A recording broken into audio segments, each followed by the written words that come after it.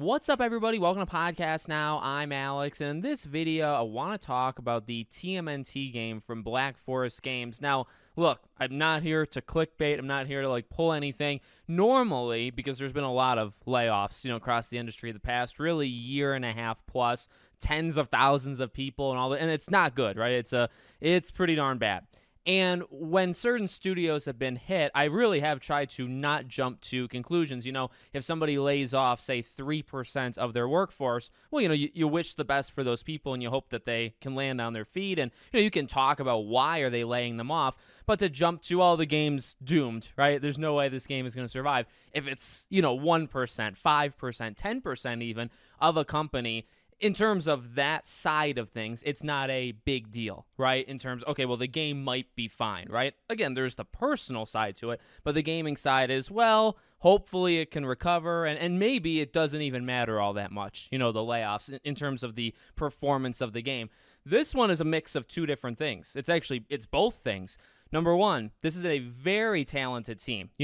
If a team makes nothing but garbage and they kind of have it coming, and then, a bunch of people get fired, you wish the best for them in terms of humans. You don't want them to go starving. You don't want them to, lose their home or whatever. But, you want good products, and you want people, if they're taking these jobs, you got to do it well. So if you're performing terribly, consistently, nonstop, well, something is going to happen to you eventually. Again, that's not what we have here. The Destroy All Humans remakes are awesome. That's the first thing I tweeted. I think those games are great, and that really landed them this gig to make the TMNT the last Ronin game. And I've been excited for it. I know a lot of you have been excited for it. And really the biggest thing we've kind of talked about regarding it is simply, can they handle it, in the sense that you go from Destroy All Humans to a potential God of War-esque, right, third person kind of, that hack and slash like thing that, say, God of War and God of War Ragnarok did.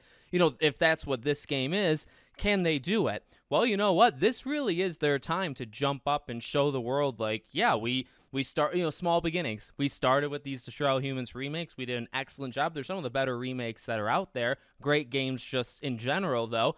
And then we went and we made an awesome TMNT game that a lot of people really, really wanted. So what's the news? Well, they laid off 50% of their team. So that goes into, I'm not trying to clickbait. I'm not trying to make this a bigger deal than it is. I think if you lose half your team, the game suddenly becomes, it's in trouble. It's suddenly in trouble. And so, again, number one, talented group. I think they made two very good remakes, and I would imagine they're working hard on this game. So I hope they land on their feet. I hope they get jobs somewhere else. I'd also be worried about, well, the team was only, I believe the number was around 100, 110. So now you got 50. Well, if you needed 100 to make this game, and now you lost half, so are you going to hire people eventually down the, how do you do it? Are you going to make the game with half of the development team? Now, the rumor is a lot of the higher-ups, like leads, seniors, right, senior programmers, lead animator, things like that, they stay. There was a lot of the people below them. So, okay, can the game chug along? I think it can, but again, hence the title and hence the conversation here. I feel if we're ever going to have this conversation about a studio, getting hit by layoffs and, debating if the game is something we need to talk about, this would be that case, right? Because not only is it a good team, a talented team, and a team on the rise, and one that, and that sucks too, right? It's these people are on the up and up. This game behind me was the chance to show that they can do more than remakes. They can do something really, really special. They're on the up and up, so to get rid of them really sucks. Now, the question would be, well, why? Well, I don't think it's performance-based. I don't think it even depends on this game, because I think this game would actually do really well. I think this game would actually make a boatload of money, considering, too, I doubt the budget is all that high. They operate normally in pretty small budgets. So why? Well, Embracer Group. Embracer Group is the owner, of this entire thing. And boy, have we talked about them a lot. And I mean, that's all you need to know, right? So Embracer Group, obviously falling apart. We've said a lot of negative things about them. And, how many of them are really to blame? That's not been something, we've ever really discussed. I don't know. I have a feeling it's only a small, very small elite, high up people that run Embracer Group. They messed up big time, right? overspending, buying all of these properties, buying all of these studios, trying to become this just behemoth. And in a way, they were, but they had nothing to show for it. And generally, their games, smaller budgets, smaller, revenue back, going everything riding off of this, I think, $2 billion deal that didn't work. So, it fell through. So, we have said this before, though, and I want to throw this in. I mentioned, like, the potential money. What I don't understand, I know they're falling apart. Like, I think it's only a matter of time before every studio has been hit. So I guess it's only a matter of time before they start to sell many, many, many of these studios kind of back to whoever wants them. I think that's going to happen. But in the short term, like if you're trying to save face and if you're really trying to make it work, which I do think that would be the plan. You know what I mean? Like you're trying to look out for investors and money and stock and all. You're trying to do the best you can, even though everything's falling apart. What I would not do is cut the games that I think could make the biggest difference. So like when you think of their bigger IPs, when you think of some of their bigger studios, you think of Gearbox even, right, with Borderlands, like you don't mess with them because, the potential money there is quite high. And now, this is a smaller scale. Nobody's going to compare this game or the size of the studio to a Gearbox, not necessarily in terms of quality, scale, size, right? So nobody's going to do that. But like I said earlier, 110 people, there's no way the budget for this game is all that much. Now maybe it's 50, 60, 70, but you know what? It could actually be smaller than that. I highly doubt we're talking about 100 million plus. This is not Spider-Man 2 costing almost like $300 million, right? It's not a knock on Spider-Man, but we're not in that territory. This is a game, just off a name alone, and the upwards trajectory of the studio, that I think would do quite well. Like, I really think it would not only make the money back, but it would, make more money. It would have profits, right?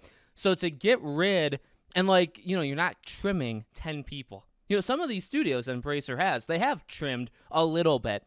And you could say, well, what's the reasoning? Well, I think it's a bit more nuanced. It could be performance-based. It could be because the sky is falling in Embracer. It could be they hired the same roles. That was a big issue during the 2020, 2021. A lot of developers started to hire basically people that did kind of the same thing, but because everything was remote, it didn't matter so much. Now that things have calmed down, now they realize, oh, there could be 5 people doing 2 people's jobs. I get it. Like, again, it's still not great for, like, the people. Ultimately, the companies made the decisions to hire all these people, and the management was bad, right?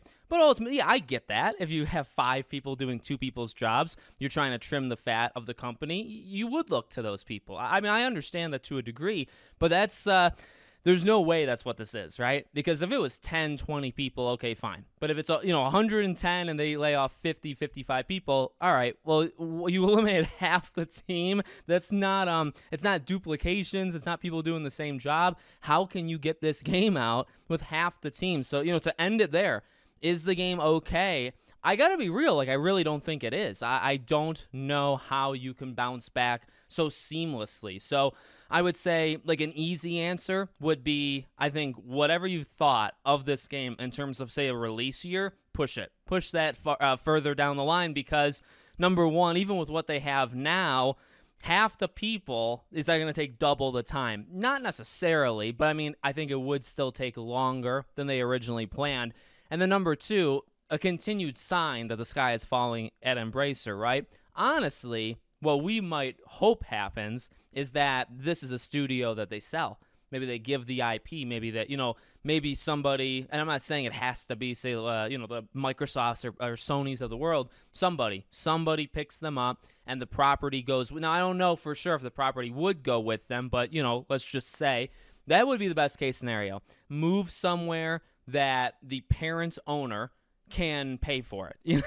Have somebody not Embracer who is willing to pay the cost of development, which clearly Embracer is not doing, and then maybe you can now you're not going to hire the same people back. That's just not going to happen. But then you can get not just 50 people. You can, because I just don't see how it's going to happen. I don't see how you can make this game with half the people. I really struggle to see that working. So let me know what you guys think in the comments. Make sure, as always, you're subscribed to the channel, bell icon turned on. I hope to see you all on the next one.